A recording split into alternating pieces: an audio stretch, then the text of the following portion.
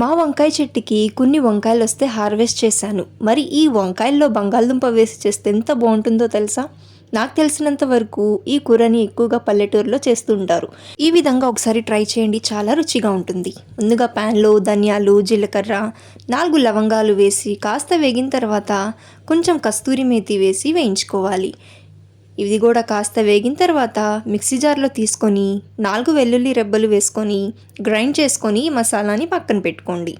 ఇప్పుడు స్టవ్ మీద ప్యాన్ పెట్టుకొని నూనె వేడైన తర్వాత సన్నగా తరిగిన ఉల్లిపాయలు, పచ్చిమిర్చి వేసి వేయించుకోవాలి. ఉల్లిపాయలు కాస్త మగ్గిన తర్వాత కట్ చేసుకున్న బంగాళదుంప ముక్కలు, కొంచెం పసుపు, రుచికి సరిపడా ఉప్పు వేసి కలుపుకొని మూత పెట్టేసి బంగాళదుంపల్ని మగ్గించుకోవాలి.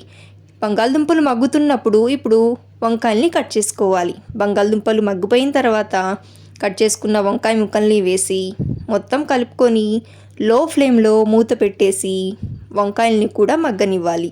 ఈ వంకాయలన్నీ లేతగా ఉన్నాయి కాబట్టి త్వరగానే మగ్గిపోతాయి.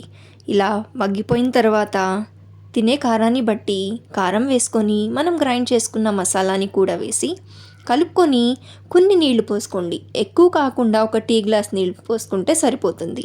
నీళ్లు వేసుకున్న తర్వాత లో ఫ్లేమ్లో నూనె మొత్తం పైకి తేలేంత వరకు ఉడికించుకున్న తర్వాత కొత్తిమీర వేసుకోండి. ఇలా ట్రై చేయండి, కూర చాలా రుచిగా ఉంటుంది. నచ్చితే లైక్ చేయండి.